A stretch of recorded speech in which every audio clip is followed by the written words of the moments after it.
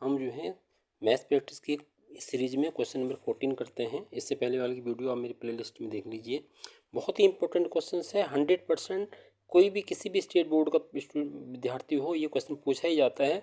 बस हो सकती है कि डिजिट जो है चेंज हो सकती हैं। तो इसको पढ़ते हैं।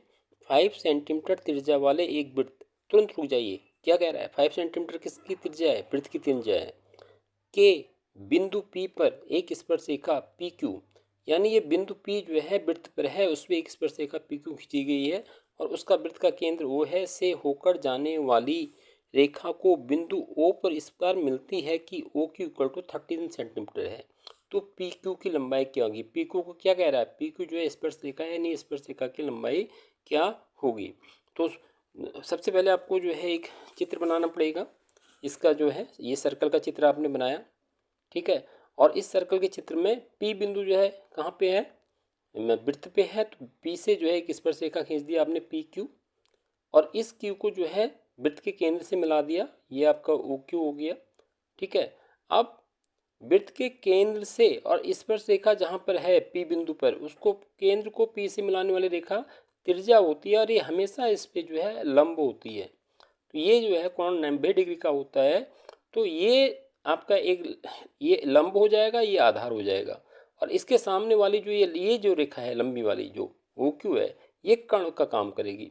तो इसमें हम जो है पाइथागोरस थ्योरम लगा देंगे कि ओ पी का स्क्वायर धन पी क्यू का square equal to O Q का स्क्वायर। अब ओ पी का स्क्वायर तो आपको दिया हुआ है 5 का स्क्वायर, पी क्यू का स्क्वायर आपको निकालना है, और ओ क्यू का स्क्वायर कितना है? 13 का स्क्वायर। तो कितना हो जाएगा? ये आ जाएगा 25 प्लस पी क्यू का स्क्वायर, ये 169। तो पी क्यू का स्क्वायर हो जाएगा 169 माइनस 25 यानी 144। तो पी क्यू इक्वल टू हो जाएगा इसका वर्गमूल। 144 का वर्गमूल कितना होता है? 12। तो इस तरह से जो है ये जो स्पर्शरेखा की लंबाई क्या होगी? 12 आ गई है। तो इसका आंसर जो है यहाँ पे जो भी आंसर दिए हुए हैं उन आंसर में ये आंसर 12 सेंटीमीटर सही है। ध्यान रखिए, बहुत इंपॉर्टेंट क्वेश्चन है। बस मालूम ये कर लीजिए कि क्या दिए हुए, त्रिज्या दी हुई है उसको नोट कर लीजिए, जिसको पूछ रहा है उसको नोट कर लीजिए। तो स्पर्शरेखा जो होती है वो अब लंब का काम करती है, और त्रिज्या किसका काम करती है? आधार का काम करती है। और उसके बाद जो तीसरी जो बची वो कर्ण का काम करती है, और ये थ्योरम लगा दीजिए। और ये क्वेश्चन जो है मोस्टली पूछा जाता है। चलिए हम नेक्स्ट क्वेश्चन पढ़ते हैं। 6 सेंटीमीटर भुजा वाले वर्ग के अंतर्गत बनाए जा सकने वाले वृत्त का क्षेत्रफल क्या होगा? यानी 6 सेंटीमीटर भुजा वाले वर्ग, 6 सेंटीमीटर भुजा वाला, हमने पहले थोड़ी सी दिमाग से, हमने विवेक से आप काम करिए कि आपने जो है 6 सेंटीमीटर भुजा वाला जो है ये जो है वर्ग बनाया है। वर्ग का मतलब होता है जिसकी सभी भुजाएं क्या होती हैं? बराबर होती हैं। आपने ये जो है 6 सेंटीमीटर का बना दिया। अब इसके अंदर जो है आपने जो है क्या बनाना है? एक वृत्त बनाना है। तो वृत्त जब इसके अंदर बनेगा तो ये इसकी जो है चारों भुजाओं को ऐसे टच करते हुए चले जाएगा। वृत्त इसके अंदर पूरी तरह से गायब हो रहा है, इस तरह से जो है ये वृत्त जो है इसके अंदर चले गया। अगर सपोज ये वृत्त का केंद्र है तो ये जो होगी वृत्त की क्या होगी? ये वृत्त की क्या होगी? व्यास होगा। तो व्यास की जो लंबाई होगी वो उतनी ही होगी जितनी इस वर्ग की भुजा है। तो व्यास इसमें क्या होगी आपके पास? 6 सेंटीमीटर हो गया। तो इस वृत्त की त्रिज्या क्या होगी? त्रिज्या होगी आपके पास 3 सेंटीमीटर। अब इस प्रश्न में पूछा क्या गया है? इस प्रश्न में पूछा गया है कि वृत्त का क्षेत्रफल क्या होगा। तो वृत्त के क्षेत्रफल का जो सूत्र होता है वो होता है पाई आर स्क्वायर, यानी पाई आर का स्क्वायर यानी 3 का स्क्वायर, यानी ये कितना हो जाएगा? 9 पाई। तो इस तरह से जो है इसका आंसर जो है 9 पाई सेंटीमीटर स्क्वायर आ जाएगा।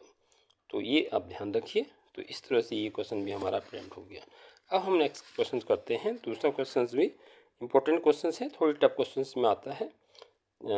त्रिभुज एल और एक्स वाई जेड, दो त्रिभुज दे रखे हैं, एक एल दे रखा है, एक एक्स वाई जेड दे रखा है। एंगल वाई को लिया गया है एंगल एल के इक्वल, एंगल जेड को लिया गया है एंगल एम के बराबर, और एक्स वाई इक्वल टू दे रखा है 2ln। तो दोनों त्रिभुज क्या होंगे? ये क्या तरह से त्रिभुज होंगे? समरूपांसम होंगे लेकिन समरूप नहीं है, समरूप हैं लेकिन समरूपांसम नहीं है, ना समरूपांसम है ना समरूप है, समरूपांसम और समरूप दोनों ही हैं। देखिए ये तो कंफर्म है कि इनके दो कोण बराबर हैं। इन दोनों त्रिभुज का एंगल वाई जो है इस त्रिभुज के एंगल एल के बराबर है, और दूसरे त्रिभुज का दो अगर कोण बराबर हैं तो तीसरा कोण तो अपने आप ही बराबर होगा, तो समरूप तो है ही, समरूप तो ये इनका है ही। अब हमने चेक करना है कि अगर इनके जो क्रॉसबॉन्डिंग साइड हैं उनकी भी लंबाई बराबर होंगी तो ये समरूप भी होंगे और सुरंगासन भी होंगे।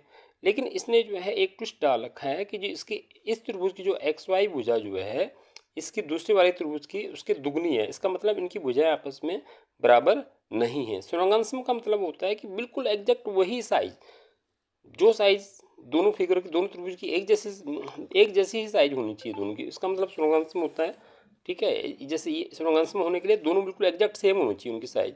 तो यहाँ पे जो है इससे पता चल पा रहा है कि ये जो है दोनों समरूप तो हैं लेकिन सुरंगांशम नहीं है। तो इसका आंसर जो है इस तरह से बी हो जाएगा। तो ये बड़े ही आपने जो है इसको अपने विवेक से काम लेना है और इस प्रश्न को आपको कर लेना है। अब पढ़ लेते हैं नेक्स्ट क्वेश्चन, जो है आपका बहुत फेवरेट प्रायिकता का क्वेश्चन है। इसमें क्या किया गया है कि 15 खराब बॉल, बहुत आराम से इनको पढ़ना चाहिए, 15 खराब बॉल को गलती से 150 ठीक बल्बों के साथ मिल गए हैं। तो कुल मिला के 15 खराब बॉल है, 150 ठीक बॉल है। कुल बॉल इनको ऐड कर दीजिए, कितना हो गया, 165 बॉल हो गए कुल बॉलों की संख्या। बल्ब को देखकर यह बताना है कि संभव नहीं है कि वह खराब है या नहीं। इस ढेर में से आपने जो है यादृच्छिक रूप से एक बल्ब निकाला जाता है और बल्ब की खराब होने की प्रायिकता क्या होती है। प्रायिकता के प्रश्न में सीधे सीधे करते हैं कि कुल बॉल कितनी है, 15 प्लस 150 कितनी होगी कुल बॉल, 165 बॉल होगी आपके पास। तो भाग में 165 कर देते हैं कुल बॉलों की संख्या, और जिसकी प्रायिकता निकालनी है, खराब बॉल की निकालनी, तो खराब बॉल कितने हैं, 15 हो गए। तो 15/165, इसको थोड़ी सिंप्लीफाई कर दिए, 5 से कट जाएगा, 5 से 15, 5 से 15 और 1, 5 से फिर 5 से 15, 3/33 आ जाएगा, यानी फिर 3 बन जा 3, 3 बन जा 1/11 आ जाएगा। तो इस तरह से जो है इसका आंसर जो है 1/11। सबसे आसान क्वेश्चन होता है ये। इसमें कुल सबको प्रायिकता में सबको ऐड कर देते हैं जितने भी बॉल हैं, और जिसकी प्रायिकता निकालते हैं तो उसको अंश में लिख देते हैं। तो इसमें खराब बॉल 15 थी, वो अंश में लिख दिया, और कुल बॉल जो है हर में लिख दिया, और उनको जो भी सिंप्लीफाई करके उस आंसर आया तो आंसर आ गया। और देखिए फिर एक क्वेश्चन जो है अभी जो हमने सबसे पहले क्वेश्चन अटेम्प्ट किया था वो क्वेश्चन फिर रिपीट होकर आ गया है कि 24 सेंटीमीटर त्रिज्या वाले वृत्त के केंद्र से, सेम क्वेश्चन वह है, 24 सेंटीमीटर वृत्त वाले वृत्त के केंद्र से 25 सेंटीमीटर दूर स्थित एक बिंदु से खींची गई स्पर्श रेखा की लंबाई क्या होगी। इस बार जो है सेम क्वेश्चन है, इस बार उसने स्पर्श रेखा पूछ ली है। तो आपके दिमाग में एक क्वेश्चन छप जाना चाहिए। इसका इसी की फिगर सेम वही फिगर होगी जो मैंने यहाँ पे अभी बनाई थी, सेम फिगर होगी। बस फिगर में आपको बस ये मालूम करना है कि निकालना क्या है। ये आपकी स्पर्श रेखा होगी, इसको पी पॉइंट ले लिया, इसको मैंने क्यू पॉइंट ले लिया, ये केंद्र हो गया।